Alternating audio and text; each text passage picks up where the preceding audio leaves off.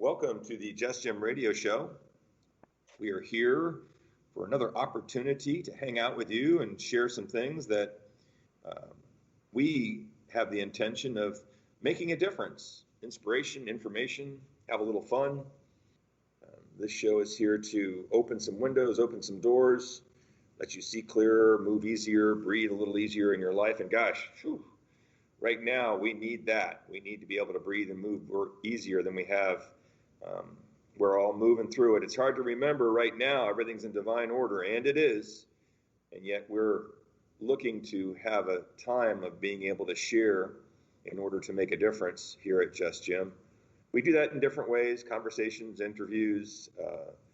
Sometimes it's just me carrying on a bit.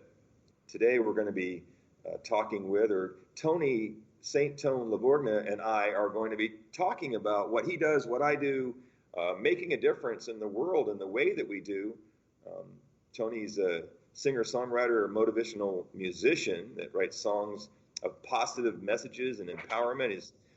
His unique approach to songwriting blends pop, rock, rap, country, just about you name it, to create what he calls positive pop rock. This man has in his band and he plays with his wife as a duo, which he will be doing at Sarasota Center of Light in October. Has performed over 6,000 shows in 23 countries. He's working on, he's just released his 18th CD. And you ready for this one? It's called Awake. Songs licensed to MTV, played for the 2009 Inaugural Ball for President Obama. He's been around entertaining the troops, and you know, he's the founder of Spirit of Music Foundation. We could go on and on and on. He's done a lot and does it all, and does it well, and I'm grateful to have him on the show. Welcome to the show today, Tony. Thank you so much for having me, Jim. It's an interesting time out there.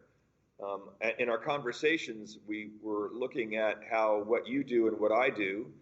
You're here doing your positive pop rock or your inspirational, encouraging, supporting kind of music. And here I am over here as the pastor of a spiritual center, teaching, talking, sharing, supporting, encouraging people to be able to make their way through life in a different way. And there were some common connections that were very obvious in how each of us do something different and yet do it together. So, you know, share a little bit about you and your music and why and how and what that's all about for you, so people can get a little bit of an idea of who you are, what you do, and why you do it.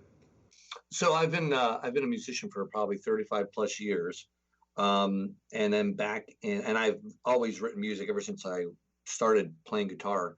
At the first show I did, I had 10 original songs. Back in 1984, we did a show, and it was always stuff that I've written. But around the year 2000, I read a book called Conversations with God.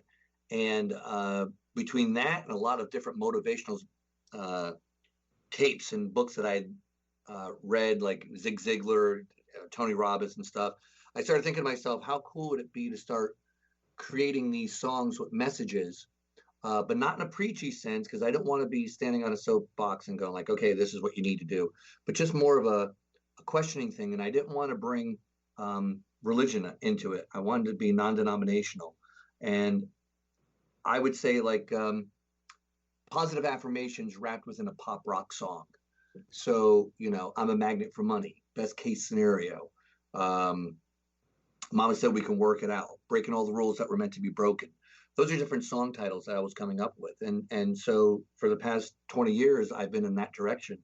And just, it's outside of the norm. It's not what's being currently played in top 40 radio, but I believe its time will come. And I believe more and more people are looking for songs that have this type of message, because music is so powerful and it transcends all boundaries. So when you can start singing things and you're singing from the first person, I'm a magnet for money, it starts to empower you and it starts to affect you. So I'm thrilled to have been chosen to be one of the people that puts positive music out there, because there's not a lot of us, but I think more and more are coming on board. Yeah, music speaks to your soul, speaks to who you really are. I'm always watching my wife, or I'm going down the street, and all of a sudden a song comes on, or you hear one, and even anywhere, and you just start to move with it. You're either inspired by it or you're familiar with it, and music moves us. It really stirs who we are beyond our understanding, beyond our belief system. And I'm hearing you talk about bringing your style of music into the world and how different it is. It's interesting you would say that. Here's one of those commonalities I was just talking about. I'm here, a pastor, a minister here at Sarasota Center of Light, and Sarasota Center of Light is a center that is here to certainly help teach and inspire and encourage and support people to make a difference in their lives. And our way of doing that is holding a space, being a sanctuary for you to discover your truth.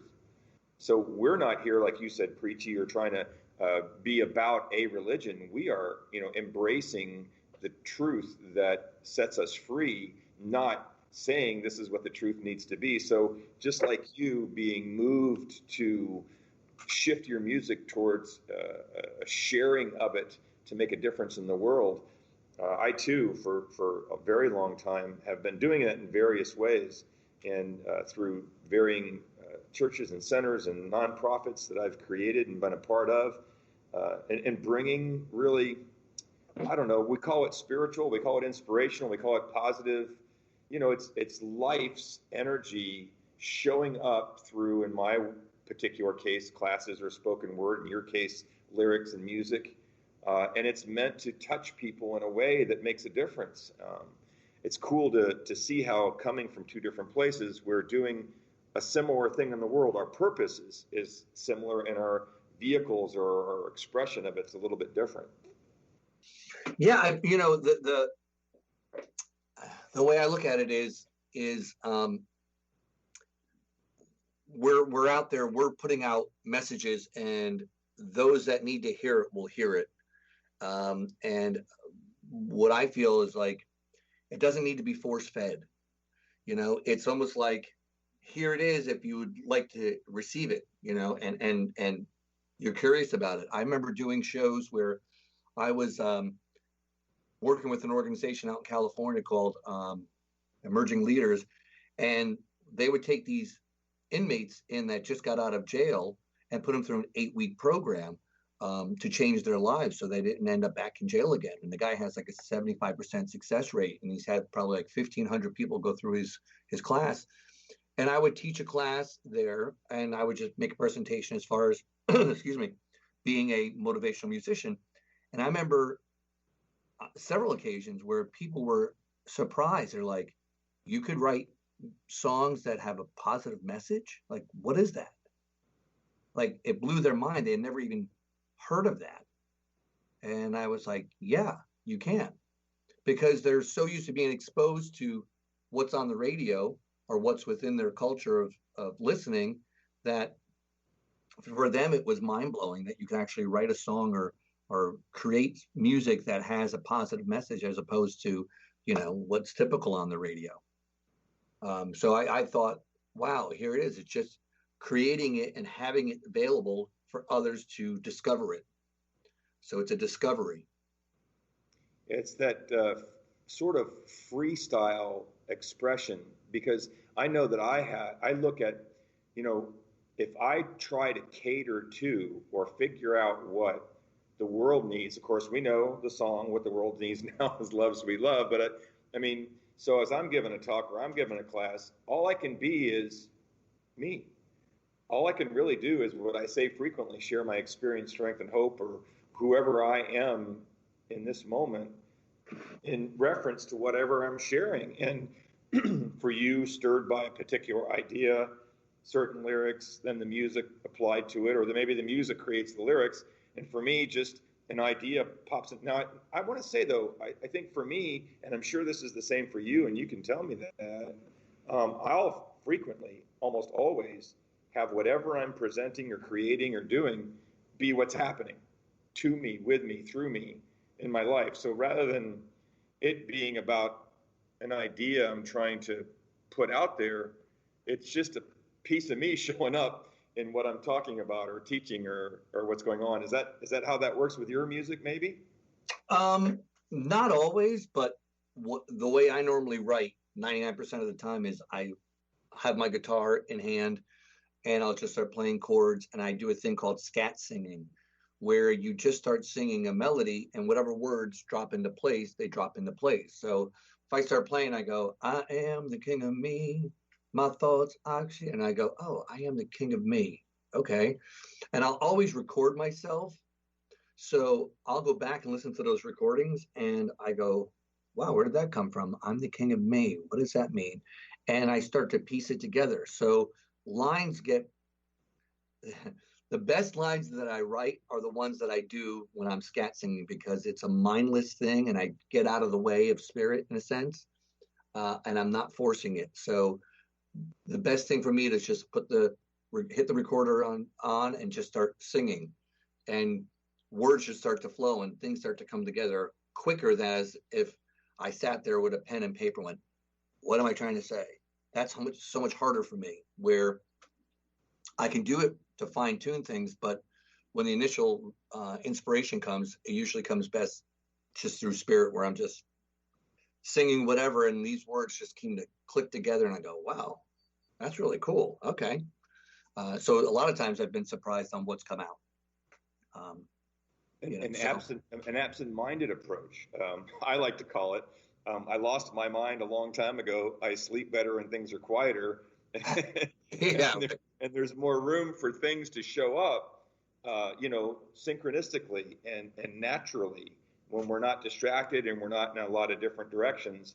It's that more pure part of our expression that's showing up. And when you're scat singing or playing chords on your guitar, it sounds like you're opening a door to an aspect of you that's bringing really what people will connect to and relate to, because it's not about what you're trying to tell them, but what you're naturally sharing of a part of you that's showing up synchronistically. Kind of like when I'm giving a talk, I might have some bullets or ideas of what I want to speak about, but it's really about what comes through me in the moment that shows up, not because I've thought it's the best thing to say, but because I'm open to allowing that flow to occur. And that's how we can and you've got a song called Angels Speak As I Transcribe. That's that's kind of what you're talking about here, right? Exactly. So I get a lot of messages through my singing, but also if I just sit down with a pen and paper and maybe write a question at the top, like what do I need to know today? And then I just start writing, and I somehow in my mind words get dictated to me, and you go, oh, is this just me talking to myself, or is this spirit, or is this my higher self? And the answer to it doesn't matter. Just write it down, because it could be your higher self, and it could be yourself, and it could be angels or spirit. So the point is just opening up yourself to receive, and receiving, I guess, is the biggest thing here. Is we're so caught up as a society with technology and running and moving and so quickly. And I mean, I was born and raised in Connecticut, and New England is, man, it's like go, go, go, go, go, go. Here in Florida, we're a little more laid back. And I remember even getting here, when I first got here, I went, why are these people so slow? And instead, it was like, why am I so quick to get things done? So, it's just, I think the pandemic helped people to sort of stop for a minute, even though they didn't want to, because they weren't used to it. But it's like, hey, you can't go to work. You got to just chill out. You got to stay home, or you got to start sensing what's going on. Do I really like my job? Do I not like my job? So it's that quieting of the mind, and it's that slowing